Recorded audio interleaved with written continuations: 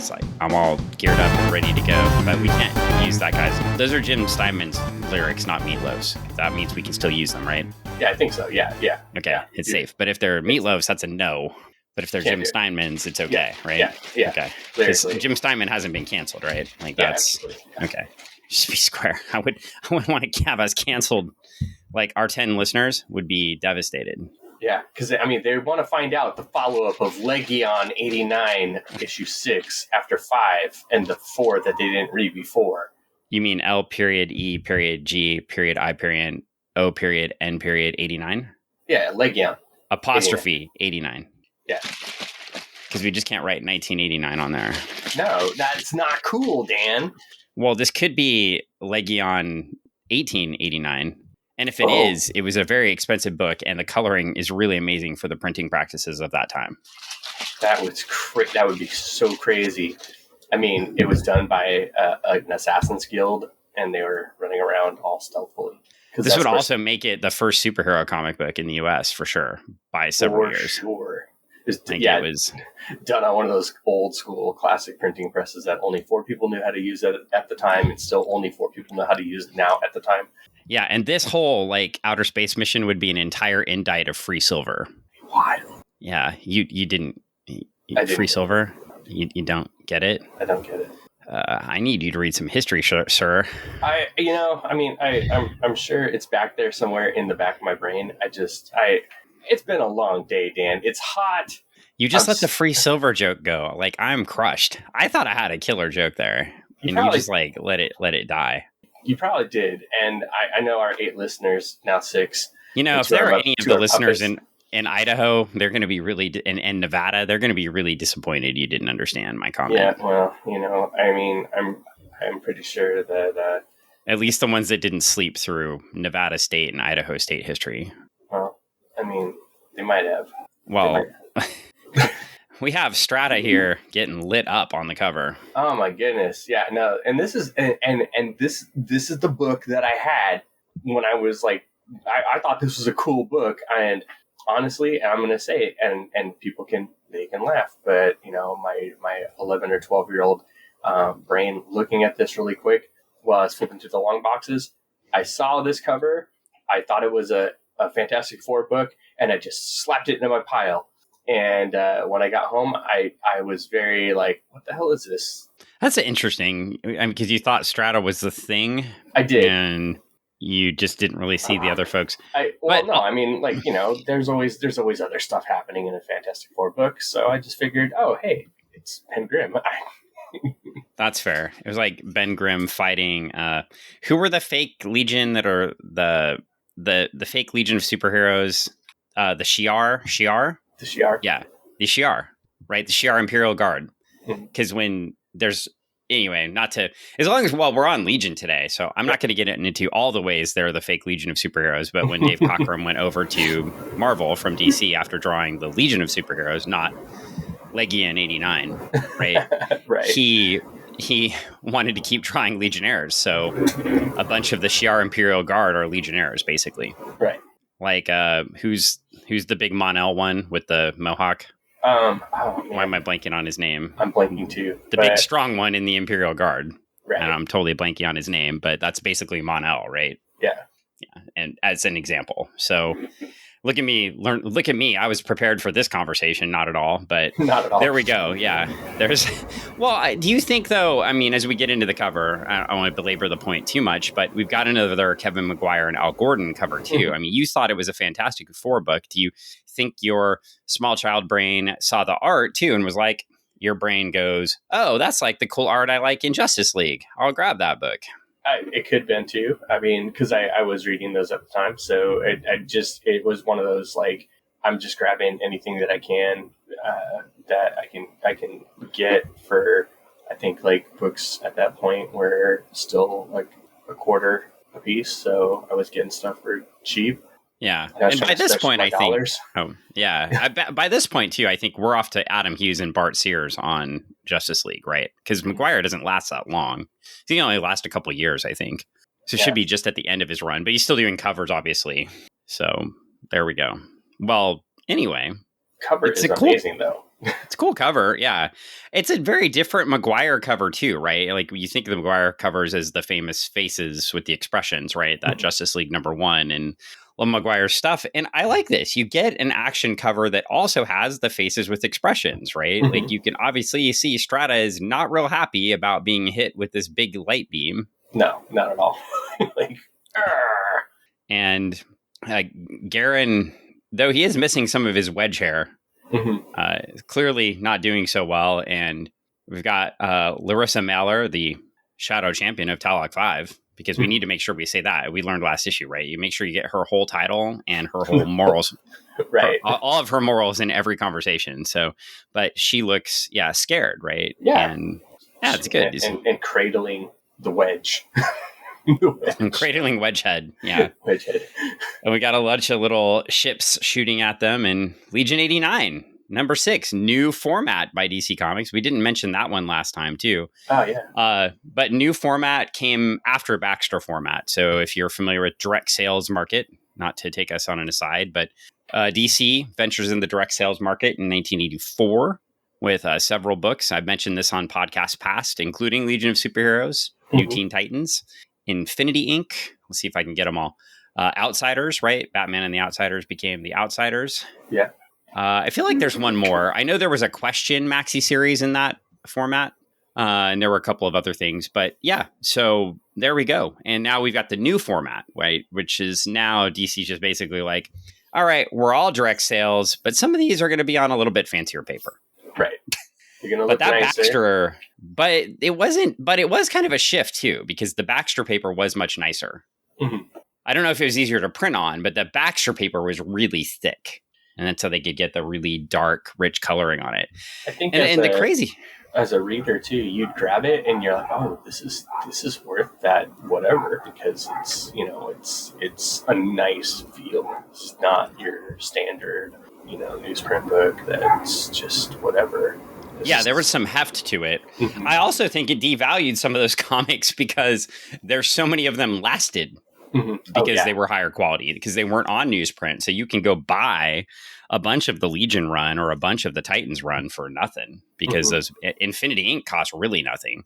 But you can go find Todd McFarlane's first work at, I don't know if the McFarlane books cost nothing, but you could for a long time find a lot of McFarlane's first work at DC for nothing, in dollar bins. Probably still can. Because it just held up. It's not like one of your old like X-Men 23s. It's just like beat to hell. Right. So, my X-Men 23. But we switched to this new format. So they took the quality down a little bit, but the colors are amazing, right? And we were talking about this last issue too. I think this color really goes into, I mean, if you look at Grant and Kitson, and obviously Barry Kitson is not coloring it, right? Yeah. But if you look at the spirit of this too, I mean, we had the British invasion creators coming over from the UK. Yeah. And we got the entire Watchmen series is already out by this point and gone. And Watchmen had a lot of these pinks, right, and non-primary colors in it to illustrate that the world was maybe not on the up and up, different. Yeah. And here we get the same sort of thing. So Gibbons has commented on that. Dave Gibbons has commented on that multiple times, like how the coloring choices influence how the reader reads the story. And in this case, and these stories were not primary colors. And I will say that when I was a kid reading Legion, the original Legion is bright primary colors, right? Bright, shiny future. And then at this point, I'm also at the same time getting the 5 years later Legion, which goes into these dark colors too. So it's like the two Giffen books I'm reading are these dark. I don't know if the Legion book was out yet, actually. I think the first issue came a couple months after this. But so I guess I didn't know. But I go from having a Legion book every month, right? That's bright, shiny, to getting a L.E.G.I.O.N. And all of a sudden, the Ancestor Brainiac 5 is an insane person, and everything's dark and brooding, and they're making fun of Shadowlass's ancestor for being goody two-shoes, right? And somebody shot Block's ancestor in the chest, and Strata's molting. And it's just a very different book, right? Like and then I'm waiting for, this, what I'm going to see next is this dark. Legion goes from this bright, shiny future to this very dark. 5 years later, the Legion's been disbanded. What happened? We don't know. So a lot of changes, and and of course, it's all the Dark Knight Returns' fault, right? Right. Like, because every comic had to be dark now. Rawr. Dark. Well, I mean, people. I think at that time, and this has been a conversation that a lot of people have had. It's like that book kind of turned comics because of the darkness, the storytelling, and the dark, gritty feel and stuff like that on its end a bit, and it kind of changed the perspective of the reader, of how people looked at comics. They were no longer just even some of the books that we read earlier that dealt with a lot of adult topics. They were still fun and flashy, right? Right. That book is not fun, not flashy. This book here that we're reading? Oh, no. Dark Knight. Dark Knight is not fun, not flashy in that sense. It is a definite, like, it's a gut puncher of a book. And it's, I think it definitely, it made people rethink what comics are. And I think part of it, too, is it had, in theory, they're growing the readers with the product, right? Just like we talked about in the Spider-Man books. Yeah. In the 60s, and in this case, they're growing from a teenage reader. So they're out of kids' books, right? Yeah. And honestly, too, you're mentioning Dark. If you track Legion, though, I think it's an easy one to follow, right? Because you had the Legion of the Silver Age, which is directed at Superman readers who were, 8 to 12, right? Yeah. And then you have those readers grow up and start creating fanzines, and they get a huge following because it's a group of teenage superheroes in space. And so they're evolved, right? And they're evolved to late teens, early 20s heroes, right? And then as the series goes on, they're evolved to, late teens, early 20s, later 20s, right? Found people going off and having kids, having babies. And then you stop that book, and 5 years later, you're like, oh, these are all adults, and they're dealing with real adult problems. Yeah. And they're dark, and it's gritty. And at the same time, you've got, and that evolves straight out of that Dark Knight Returns idea. Yeah. And then you get the team. They did that with the Teen Titans, sort of, but they didn't really. Like, they stutter stepped it, and then it lost its readership. Yeah, and I think we've talked about that in the past too with that book series, where you've got these the Teen Titans of early, which are fun, and it's a definite teen book of teens doing this thing, and then it gets kind of dark, and it just kind of doesn't do the direction that it was going in. Well, and you have too, right? Like with X-Men, Marvel uses Siege Perilous to relaunch the universe, right? Mm-hmm. So that's how, when you're writing a book for, how many years did he write that freaking book? Like 10, 11? Yeah. You could get that. I mean, yeah, like so he uses a lot of people don't like the Siege Perilous storyline, but uses that to sort of relaunch it so he can introduce new characters, get some... Chris Claremont's who I'm referring to, by the way, everyone. Like, if you didn't know. If you didn't know. I'm sure some people don't. I mean, I saw some of our audience when we were at the convention. I bet some of them, they don't know that Chris Claremont wrote the X-Men Forever, right? They've only seen what the X-Men is now. And to do that, Chris Claremont he relaunches the universe, right? And John Byrne relaunched the universe, too, in the 70s with the Giant Size X-Men book. And then Claremont keeps the characters around, but wipes their memories, launches it, lets them come back and, re-evolve, and allows them to introduce characters like Gambit, right?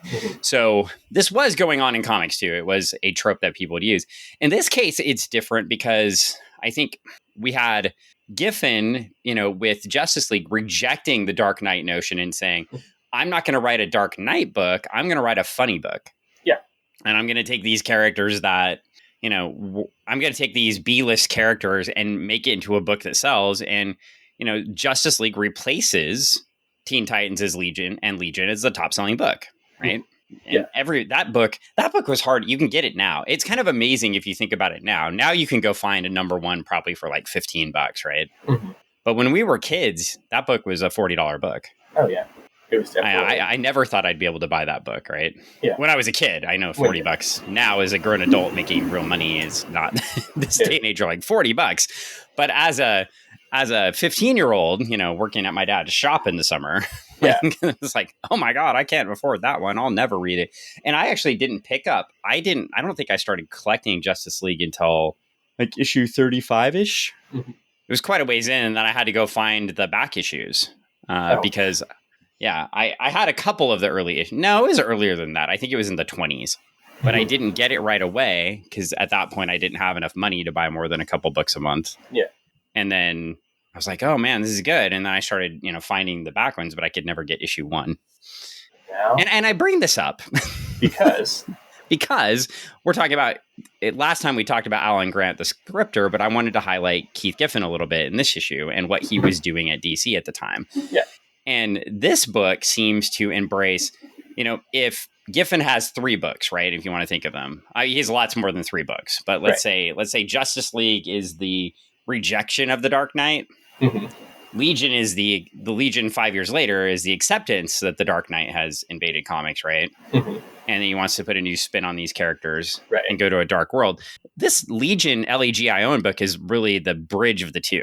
Oh yeah, this takes like the dark kind of storylines that you're gonna get out of a Dark Knight story, but the absurdity of characters pulling them off,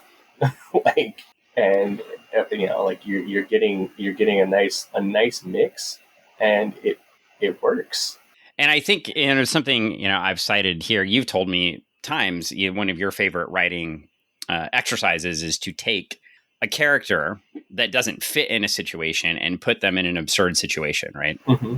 And in this case, the book's mascot for a little while, and I'm going to tell you in a few issues they're going to write Garin back out of this role to an extent and focus on other characters because they're going to develop. But Garin Beck is the fish out of water character here, right? Oh, for sure.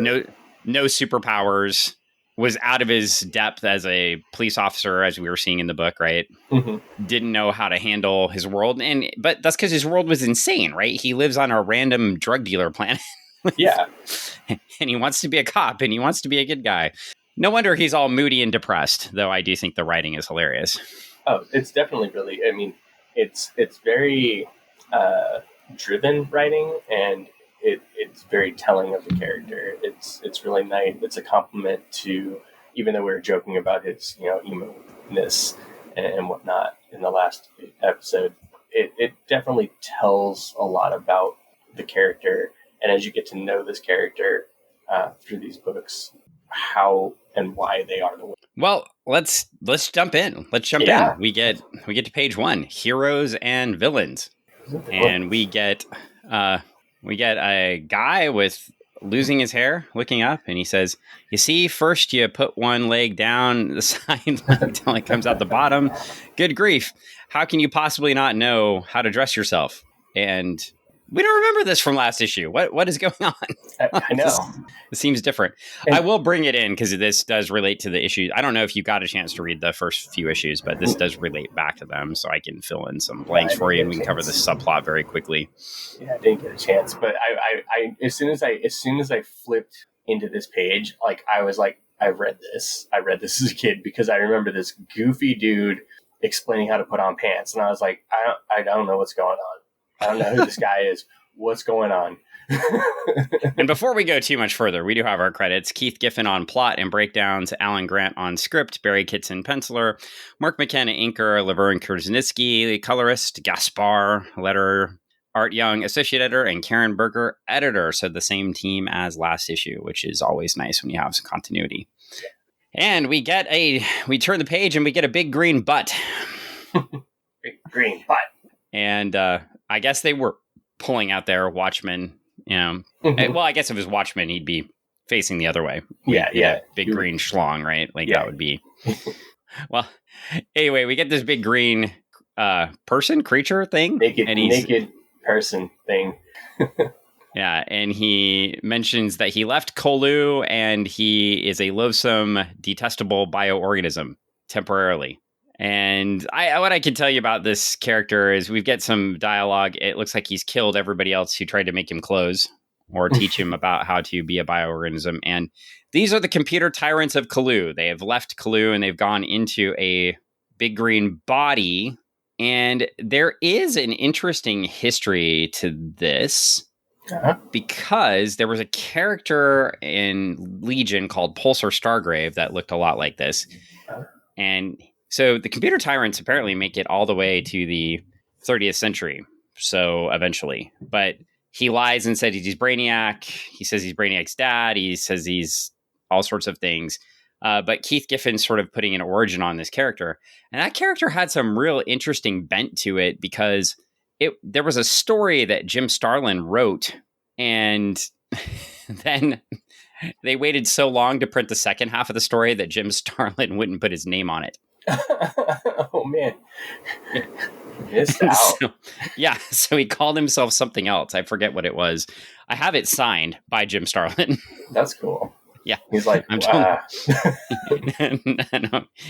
He barely remembered he did it. That's the funny part. Or he was brushing it off. But no, we chatted about it. I reminded him a little bit about it and he remembered. Yeah. But yeah, I thought it was a kick to have a Jim Starlin book, but signed by Jim Starlin, but with different credits in it. That's funny. But this character was a weird one because if this character is the same person, of course, this is 1,000 years in the past, it might be a different character, but because who knows, wibbly wobbly, timey wimey, history's rewrite. But I did think it was a neat touch.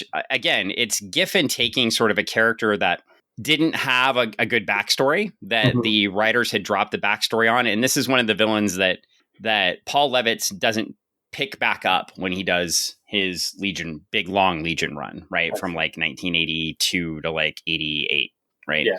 So he doesn't pick this character back up.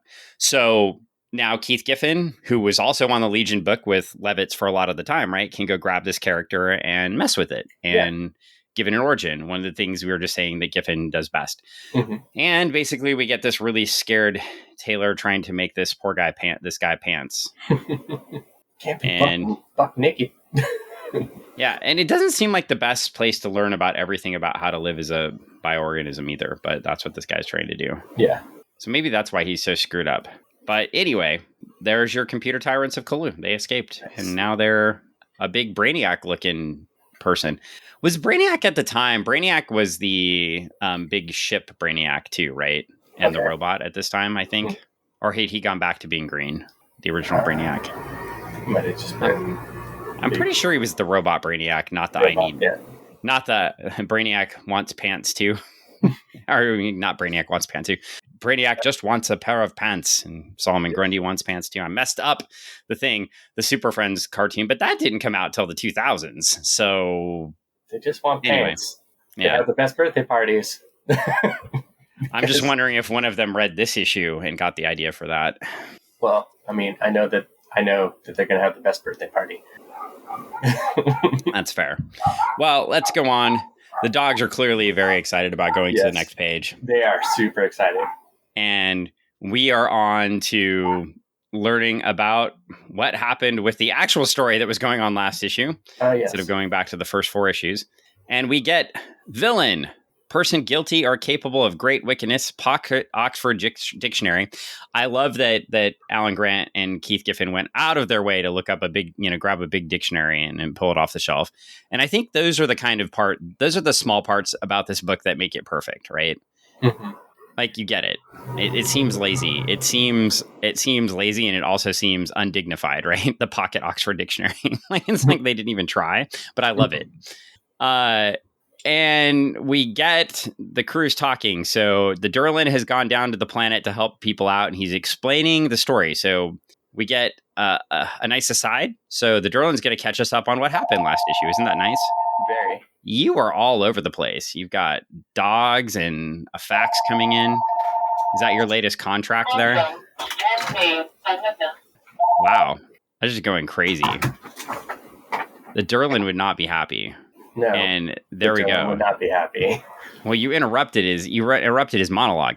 In addition to interrupting his monologue, we get to go back. So he says, you see, Docs only pretended to send Lobo down to assassinate Canis Biz.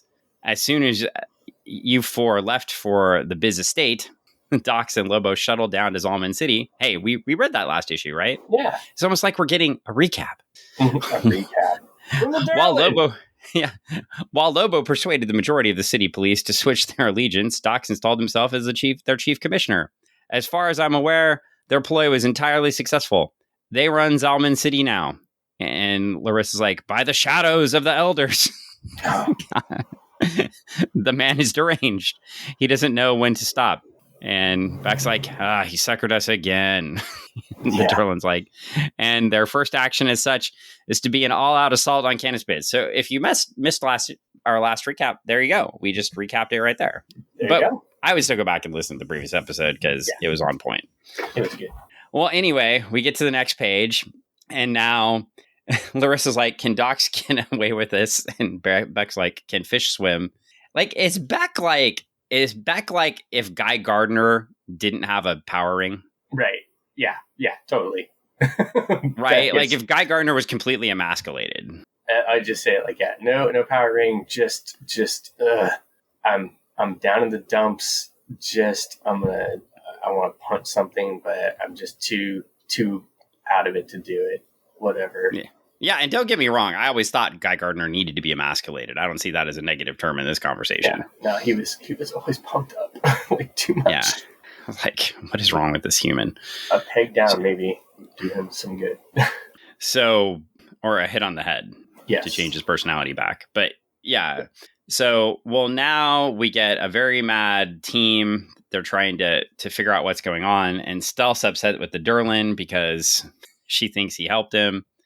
Help Dox, and now we've got back to the two government types, right? We've got Shadow, or I almost called her Shadow last. Good night, Dan.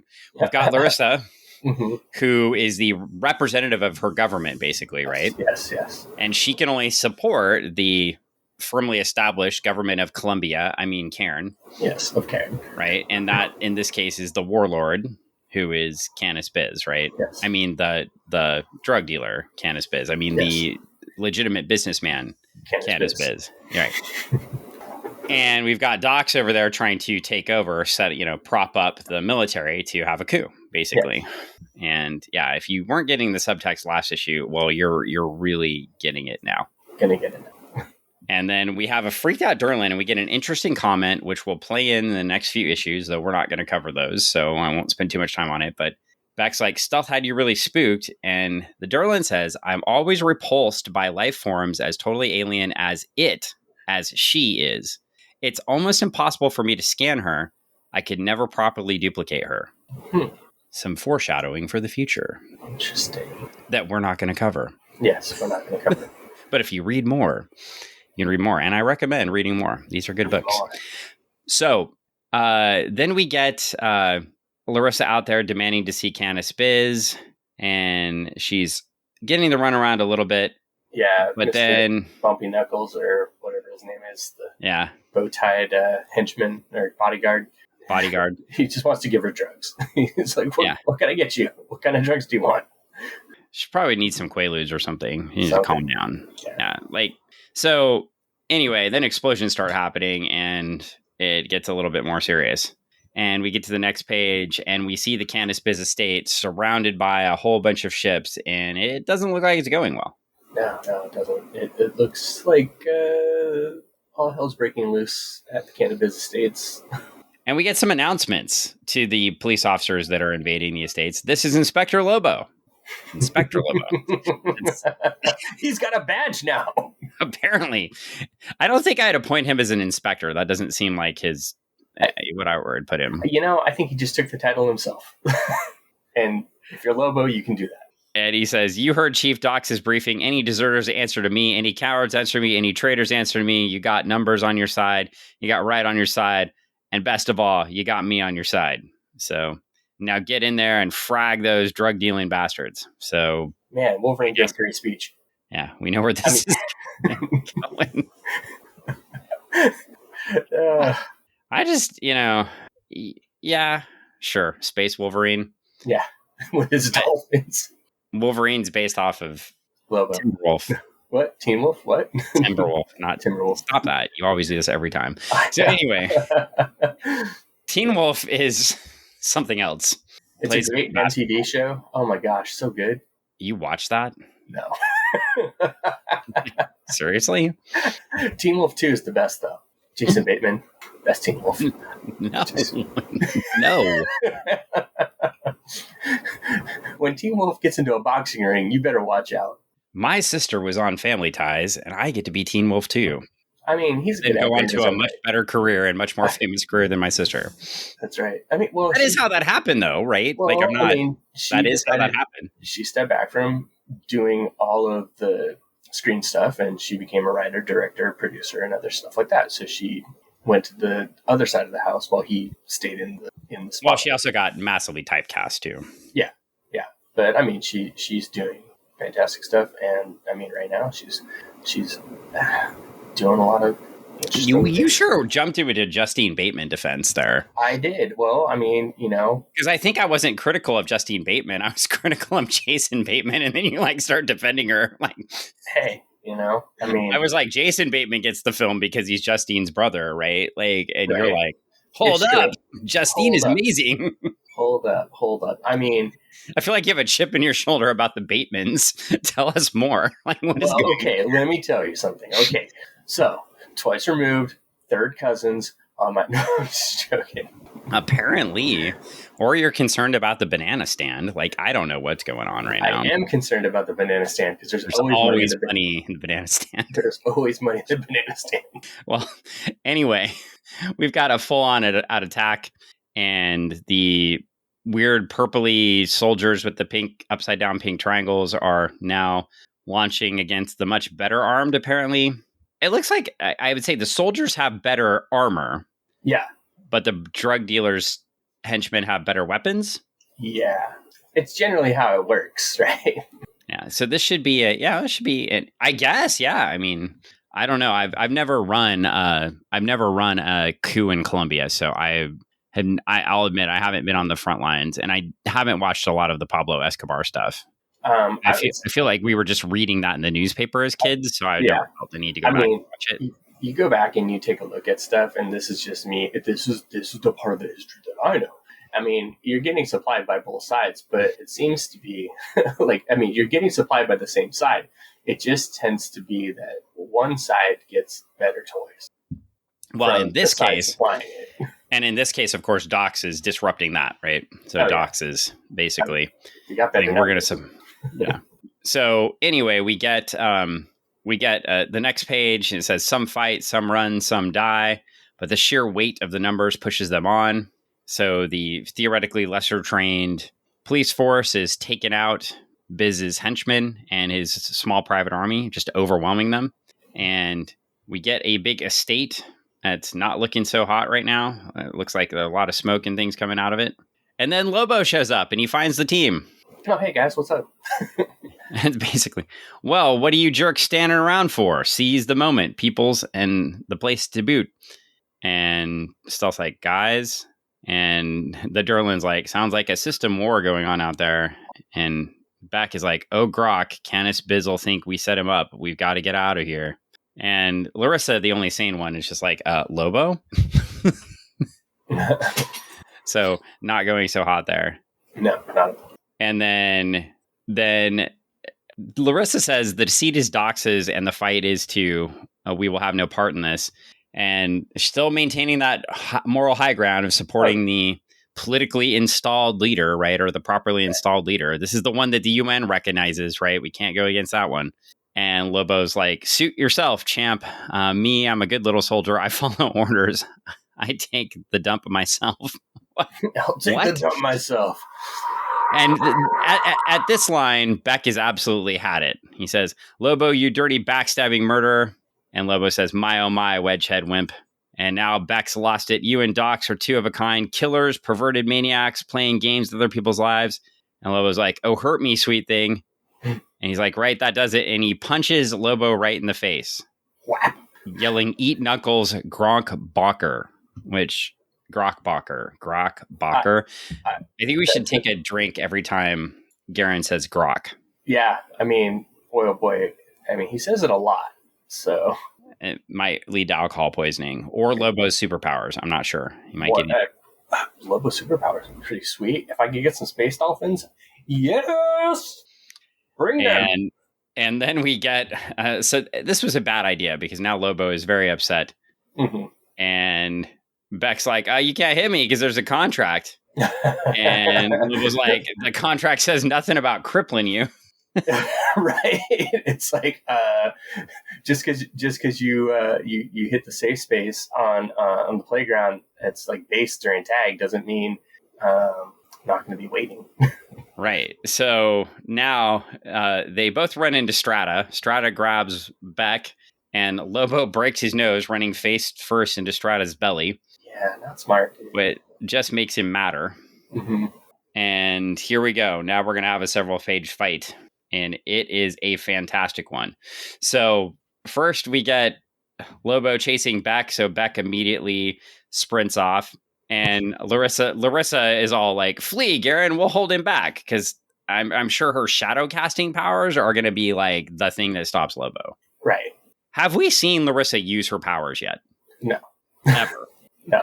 I'm sure stealth power it's going to be good in this fight. What do you think? No. What do we got?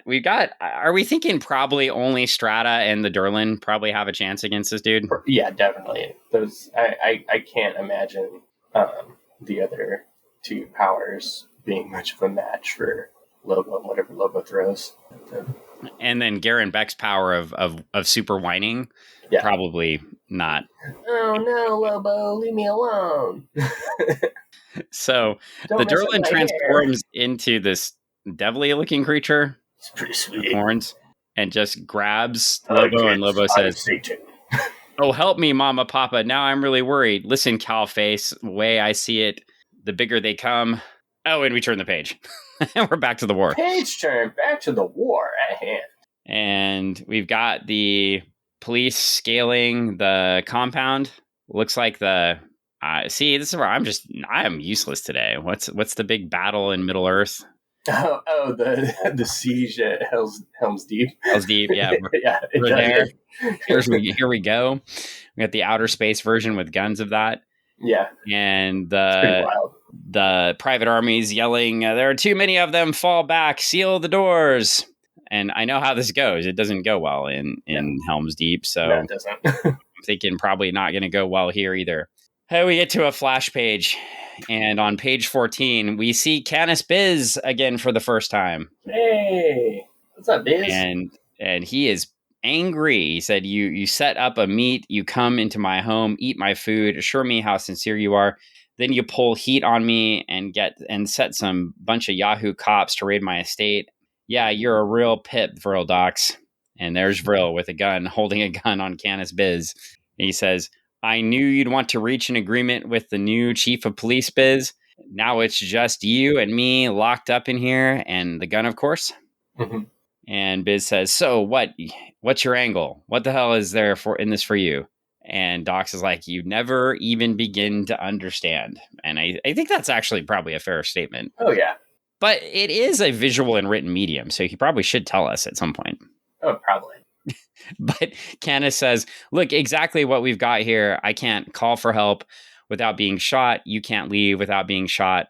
I'd say we've got a stalemate." He said, "I don't think so. Just watch the screen." And then we see R2 that had infiltrated the dinner earlier. Party. Yeah. Mr. Cool. He is Mr. Cool. He is Mr. Cool. Look at those sunglasses. And they're trying to help out the police so there be less casualties. And basically they respect the law. And that's their mission, because they were trying to take down the drug dealer, because they may be the only two peer people that we've met so far. I don't know. Maybe Garen. I don't know. Yeah. But anyway, they shoot the people in the private army guarding the entranceway. And now we fully expect a whole flood of police officers to be running into the facility. And this is a foreshadowing in the series, too, because when the police force is established eventually, like that Vril is alluding to, they have the superpowered members of the police force, right? But they also try to set up little police forces on every world they go to. Okay. So it is a really interesting... It's like, think if the Green Lantern Corps weren't just like one Green Lantern on each planet or two Green Lanterns per sector, right? But literally they went to each planet and they're like, okay, we want a whole bunch of ordinary people to sign up and they're going to be the police. Mm-hmm. And anyway, I'll maybe talk more how I feel about that historically at the end. I was going to say, there's some historic repercussions yeah. Well, just in the U.S. alone, organizations that have gone from city to city telling people they'd protect their law and order didn't go so well historically. Oh, yeah. We don't have that anymore for some reason. Well, at least for now, we don't have that. I mean, there is somebody maybe trying to make that happen, but I was going to say also in 1,700 more indictments later. In countries that set up small, I would say, outposts around the world and to secure trade routes and colonize those around them and told them that they were now part of a bigger picture. And we watched you're part of a bigger mission. Yes, and we've seen how that is Are you saying that never goes well? We've seen how it changed over time. Yeah. Well, great. That tells us we're back to is Doc's a good guy or a bad guy? We don't know yet. So, well, anyway, we get back to Lobo getting interrupted, and he says the bigger they are, the harder they fall, and he slams the Durlin's head into, presumably head.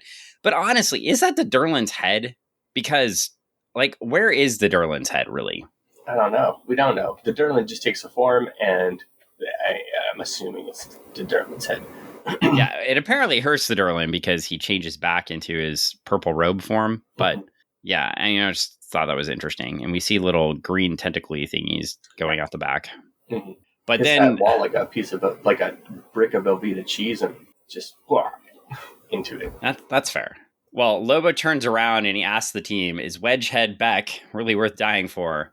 And Larissa, of course, speaks up first. "Gairn is our friend. It's our duty to protect him, whatever the personal cost." Strata says, "I can't argue with that, unfortunately." And Stell says, "Screw Beck.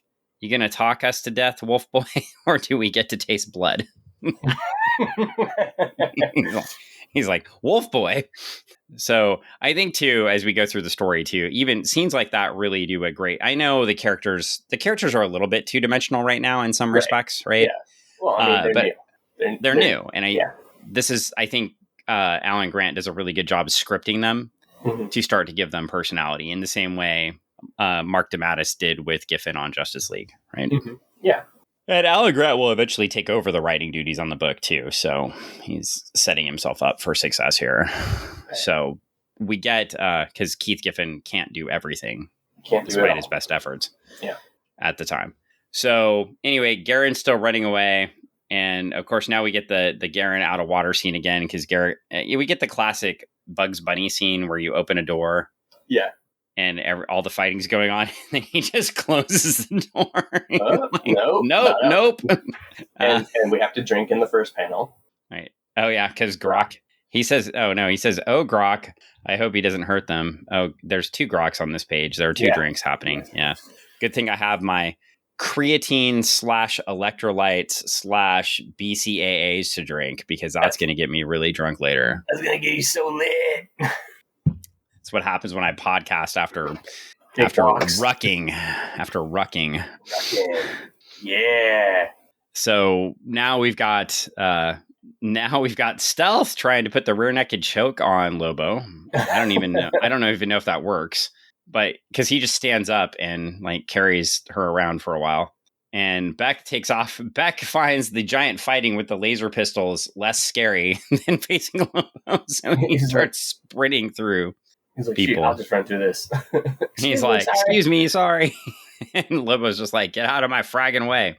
I don't know what happened to Stealth, but I see Larissa's feet like in her cape in the background. And that's it. Lobo's just tearing through this group of fighting people. And here come the rest of Legion. And as they're going, somebody shoots Strata. And Strata says, "I'll be okay. I'm only chipped." And Stealth cares much more about Strata than Gairn, because Stealth immediately takes out the person that shot at Strata. Oh, yeah. And now Lobo's catching up on Gairn, and Lobo said, "Running's only made it worse, Wedgie. I don't like wimps that run." Always the great Lobo dialogue. Lobo logos. It's full of logos. Yeah. So I see. That's where my brain is going. Is clearly Lobo's the only logical one in the book. Right. Of course. So he says, always makes me wonder what I can do to slow him down. This doesn't sound real good. Well, now we flash back to Docs and Biz having their philosophical conversation about whether the drug lord should continue to run Columbia or the police state should take over. I mean, Cairn. Cairn, yes. And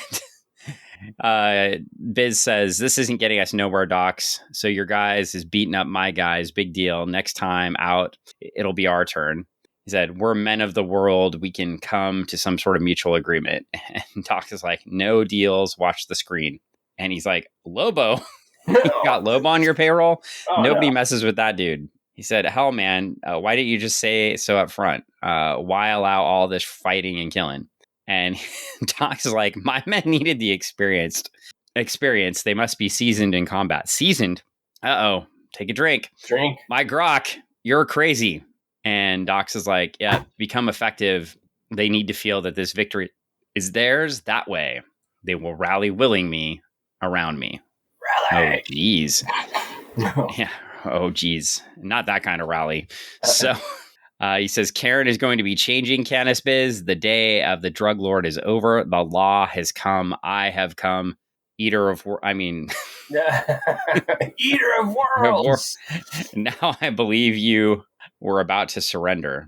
And the next announcement, this is Canis Biz. To all employees, lay down your weapons. We're surrendering. Yeah. Go quietly and don't give the cops no trouble. They got orders to execute troublemakers. Go bear that in mind, boys. Don't worry, though. I expect we'll be straightening it out, the whole misunderstanding in the very near future. And this guy's got like a prisoner number 113212. That must stand for something, right? There is too much subtext in this book, but I don't know what that's for or from. Maybe you can tell me in a second. I have no idea. I don't know. But the prisoner's like, shoot, you guys must be air brains. Why didn't you just keep taking the bribes? And the officer says, believe me, pal, I'd be happy to, but the new chief don't see things in the same light. So I don't know if they've completely come around to Docs yet. They don't seem to be saying it. And we get back to the next page. And Larissa's like, easy, Garen, I've called medics. They'll be right here for you. Garen's like, he broke my legs. Oh, grok, it hurts. Take another drink. I'm now out of my watery creatine crap. So, oh, grok. Yeah. Oh, grok. It's fragging creatine. And we flash and we get Lobo in a gelatinous thing that the Durlin has put him in. So Durlin has changed his strategies. He's like made it so he can't move. Too bad he didn't think of that earlier. And then we get Larissa saying, Docs will pay for this by the moons of Talak. I swear it, though we are partly to blame. And Strata's like, we are? And Larissa's like, yes, we let him get away with it. Get all down the line. We should have made a stand. Like, what? She's like, Larissa has to be the guilty party in every situation, right? There's no. And then we get a flash to the big giant guy, the bodyguard.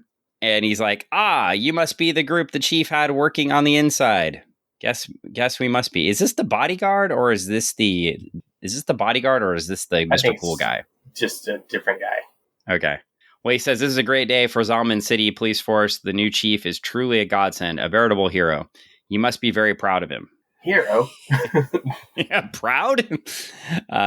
Why, yes, he's turned this whole force around 180 degrees. For the first time ever, they have a little self-respect. Chief Docs gave us that. We're real law enforcers now, not drug lord puppets. Oh, I know a lot of us deserted after the bust went down, but we'll soon fill out our ranks. There are more decent people on Care than you think. And when they realize the Chief Docs himself will be leading us, well, let's just say we're expecting heavy recruitment. Strata is sighing, Stealth is laughing, and Larissa has had it. Like, no, curse you to hell, Vril Docs. Garen was right. You're a perverted maniac. And when I get my hands on you, they're like, go sick 'em shady, which is Shadowlass's nickname.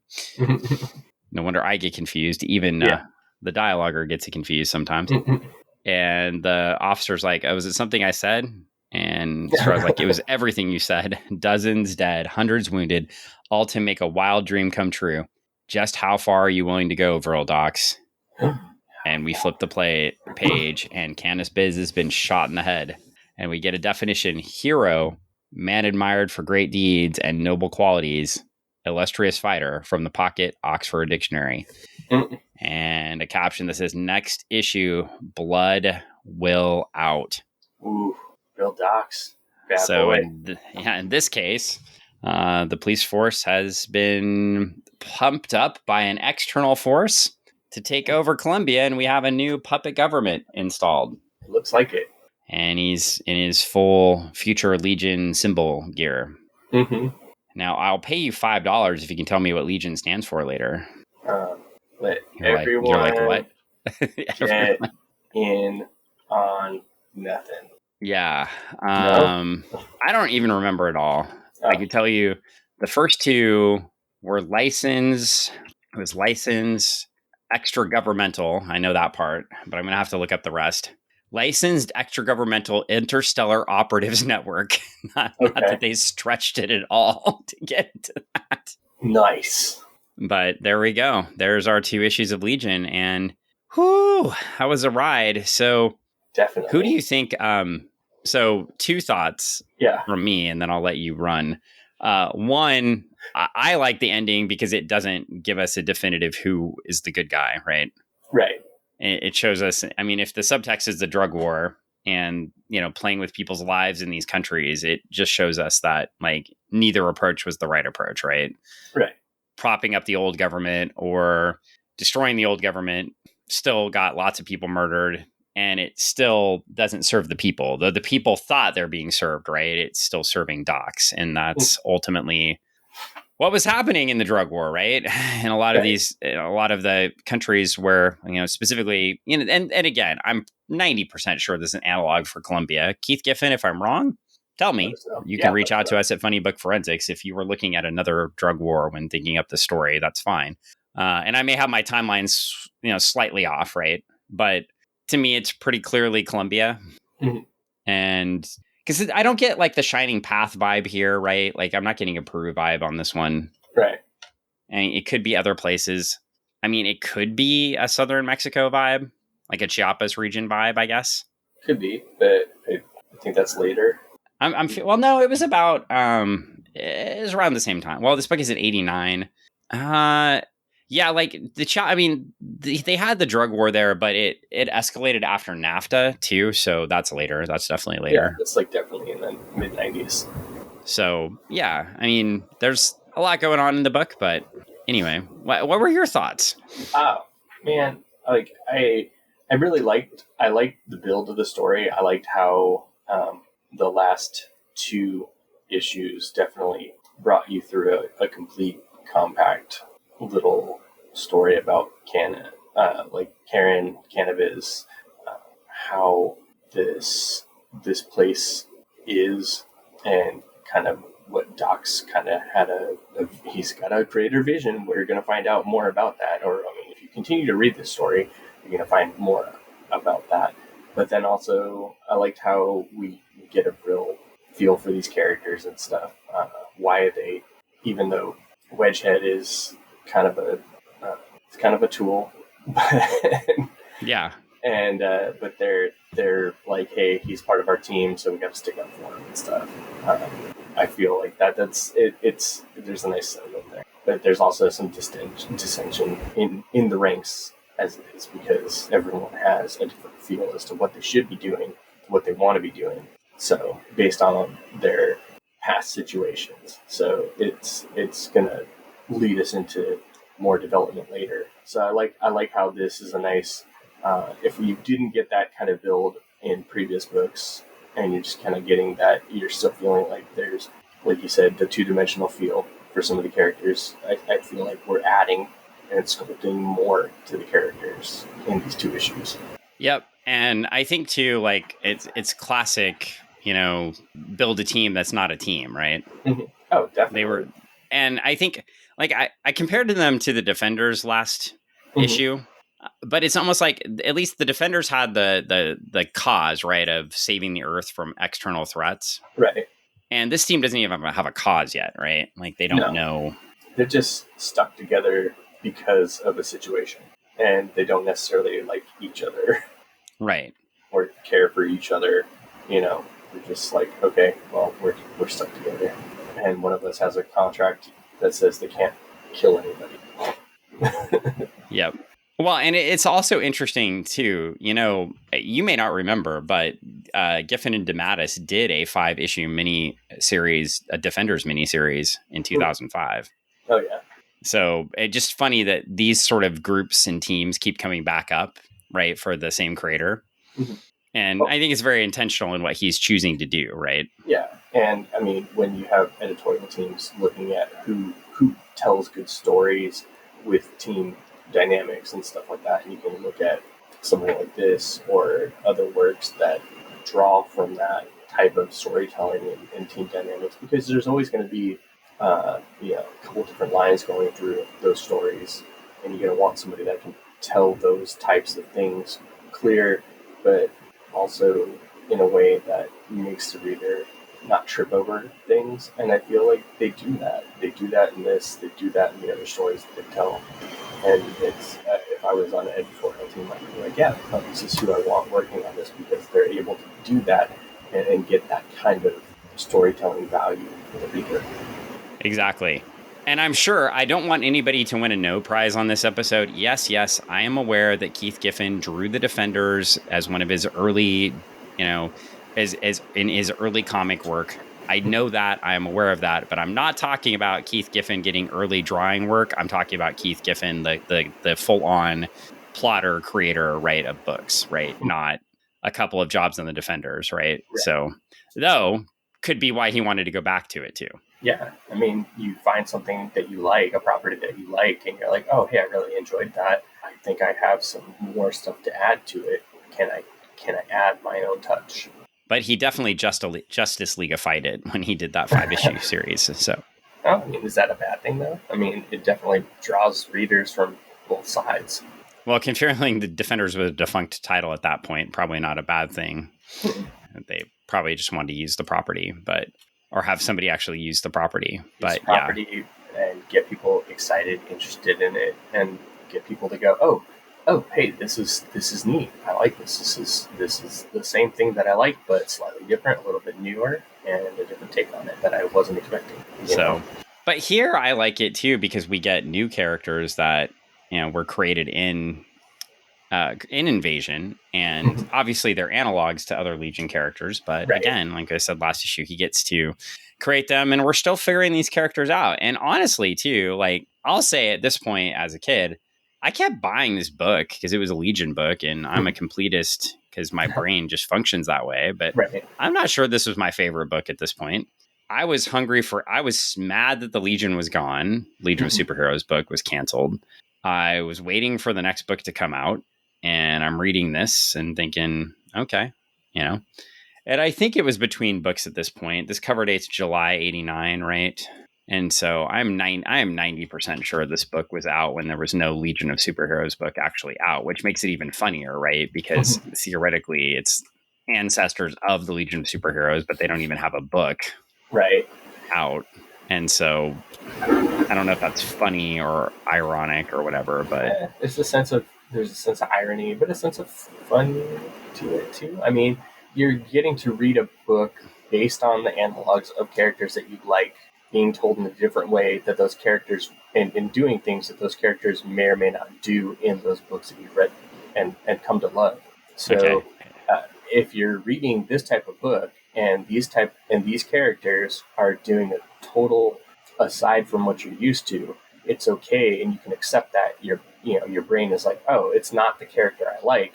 It's just like a relative of theirs, or this analog doing this thing, and it's okay that they're doing that because it's not them, and I can go with that story.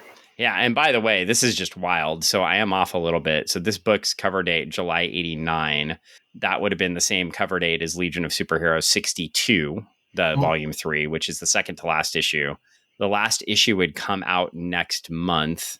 So not only is Giffen doing all this other stuff, he was also plotting with Levitz and drawing the Legion book while writing this one and Justice League and everything else. Was he off Justice League at this point? I'd have to take a look, but I don't think so. So anyway, we just 2-minute warning. hardest working man in show business, Keith Giffen, apparently. Yeah, definitely. All right. So, Greg is giving me the 2-minute warning, which means we got to wrap this up or we're not going to have any recording. So, Greg, I think we've covered this one thoroughly. Do you have any plugs? Any plugs? I mean, as always, at the moment right now, Starlight, we are gearing up to launch that Kickstarter. So for issue 6, follow us at our Instagram, the Starlight. Go to Kickstarter, look up Starlight 6, and hit the little button that says notify me. It is STARLITE, not to be confused with the spelling that you might think it should be in your brain. All right. And I don't have any plugs right now. I just need to take a shower. So, because I was sweating and working out, not because this book was bad. He was like, oh my God, this book's so bad. I got to clean myself. I mean, after all the drugs, you should. Yeah. And the murder and death. Well, have a grokking good day, Greg. And you have a grokking good day too, Dan. Listeners, we'll grok away until we can grok back at you soon. Grokking all night long. That's we're gonna grok and roll all night. We're gonna grok and roll all night. I'm grokking every day. You're grokking every day in the good old grokking A. Wait, what? I don't know. Beth, I hear you calling, but I can't grok home right now. That's right. You can't because this podcast is over.